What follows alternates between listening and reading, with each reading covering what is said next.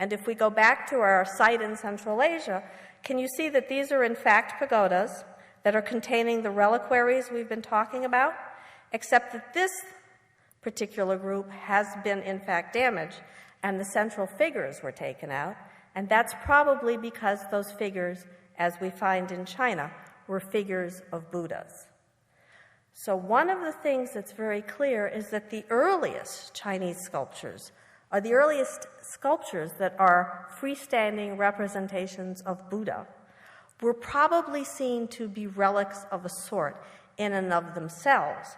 An interesting fact is that many of the 3rd and 4th century pieces, particularly those from Pakistan, Afghanistan, and China, have very, very tiny holes in the top of their heads.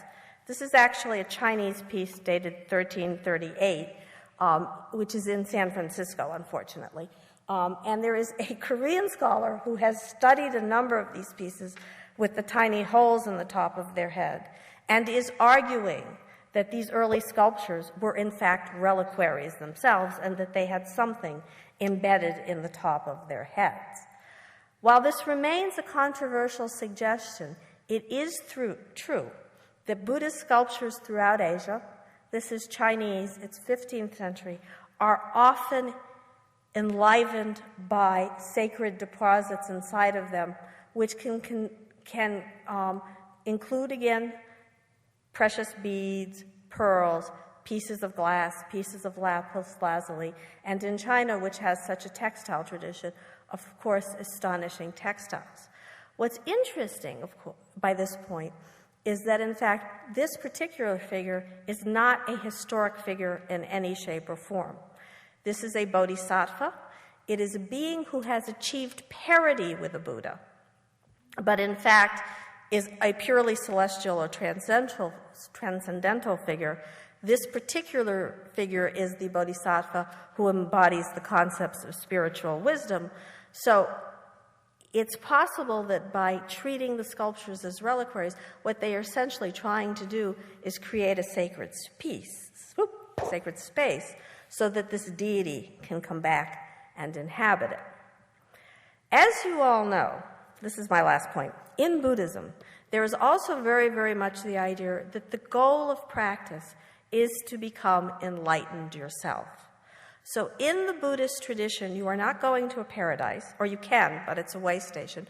You are trying to become a perfected being yourself. Very early on in Indian scriptures, you find the notion that if you are spiritually perfect, your body is somehow incorruptible. We don't find evidence for this in India, which, as you may or may not know, ceased the practice of Buddhism in about the 12th century AD. But we find very, very fascinating evidence for it in China, where a comparable idea that you should somehow literally preserve your physical form was very important in Taoism as early as the 1st and 2nd centuries AD. By the 6th century, we are finding numerous Buddhist texts that tell of monks who were spiritually perfect, who died while seated in meditation, and whose bodies never decomposed. This is the only example I know of such a monk that's still around at the moment. Or I should take this back. It was in southern China, apparently in the late 50s. I don't know where it is now. This is said to be the corpse of the monk Huineng, who lived from 638 to 713. He is known in East Asian Buddhism, so China, Korea, Japan, as one of the founders of the Chan or Zen sect of Buddhism. And it is said that he died in meditation, that his corpse did not decay, and that the reason this is or was still there today is because it was covered with lacquer, which is it's a resin that's very much like a natural plastic, and that he was preserved forever. This is another one of these cave temple sites. It's actually in China. It's called Dunhuang. And in this site, we find this gentleman, whose name is Hung Bian. He is a 9th century monk whose portrait sculpture in the early 9th century was probably made using his ashes.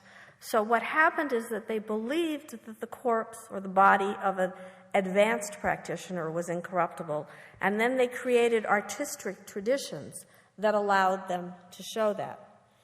Interestingly enough, we find evidence for the fact that all of these portraits of various type were understood to be relics in this rather astonishing pillar pagoda type thing, which was excavated from the inside of a pagoda in 1978, is 4 feet tall, is made of boxwood and embellished with gold and silver and a great many semi-precious stones.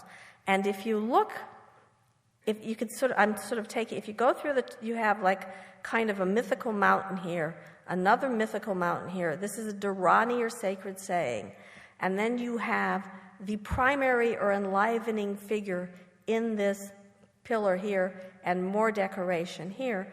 And the primary or enlivening figure is in fact this small wood sculpture who can be identified as a monk named Shangjie. He lived from 617 to 1706. Historical records suggest to us that he was actually from Uzbekistan and reached the Chinese capital at that point in time. He became very famous as a miracle worker. He also died seated in meditation, and his corpse was taken to the then Chinese capital, where it emitted this very peculiar perfume. So people decided that he must want to go back to the temple he had founded, which is on the northwest coast of China, and his mummy, which may very well have been lacquered, was actually moved back and served as the basis for the development of numerous sculptures of him in the 11th and 12th century, when he was known both as a person who had achieved Buddhahood, but also as a miracle worker who protected waterways. And you find a very comparable idea in the numerous portraits of Buddhist monks. I'm showing you a Chinese one on your left and a Korean one on your right, which record the physical characteristics of a person, often give us some biographical information, and were both hung in lineage halls in various temples, and given from masters to teachers. So if you had the portrait of A, which was given to B, when B taught C, the portrait of A would be given to C. So this is one of the ways that the lineage was passed.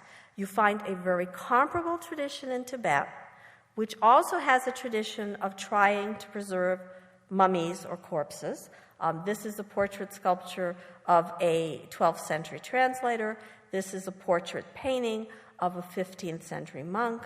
The difference between the Tibetan and the East Asian traditions is that very, very early on in the tradition, the portraits almost always show you the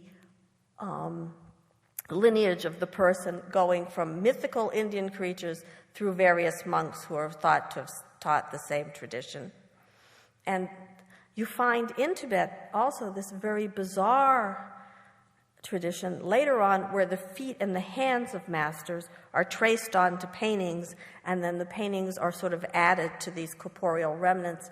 This is a portrait of the great 5th Dalai Lama, one of the most astute politicians in 17th century Asia, and very, very much one of the incarnations shared by the current Dalai Lama.